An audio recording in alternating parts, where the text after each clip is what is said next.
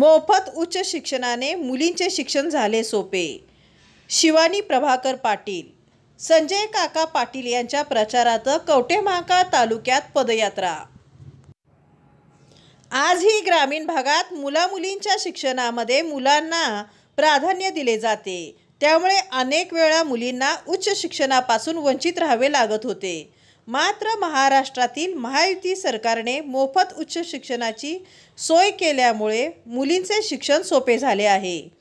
लोकोपयोगी निर्णय घेणाऱ्या महायुती सरकारच्या पाठीमागे लोक ठामपणे उभे राहतील व तासगाव कवठेमहांकाळ मतदारसंघातून संजय काकांना मोठ्या मताधिक्याने विजयी करतील असा विश्वास शिवानी प्रभाकर पाटील यांनी व्यक्त केला.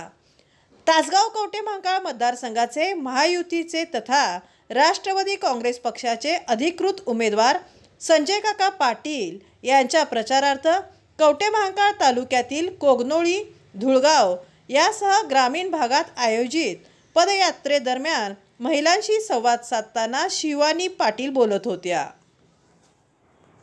यावेळी बोलताना शिवानी पाटील म्हणाल्या, महायुती सरकारने लाडकी बहीण योजनेसारखी योजना राबवून महिलांना दरमहा 1,500 रुपये प्रमाणे 7,500 रुपये दिले आहेत. पुढील काळात 2,100 रुपये देण्याचे सरकारने वचन दिले आहे.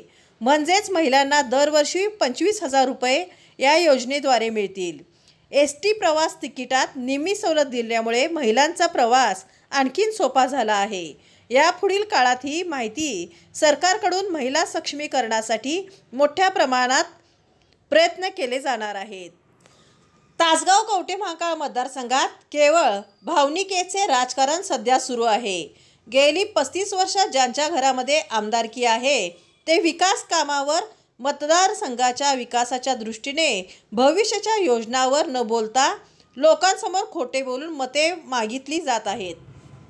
त्यामुळे जनतेने अशा लोकांना ओळखावे व गेल्या 10 वर्षाच्या काळात विकासाचा डोंगर उभा करणाऱ्या संजय काकांच्या पाठीशी राहावे असे आवाहनही यावेळी शिवानी पाटील यांनी केले.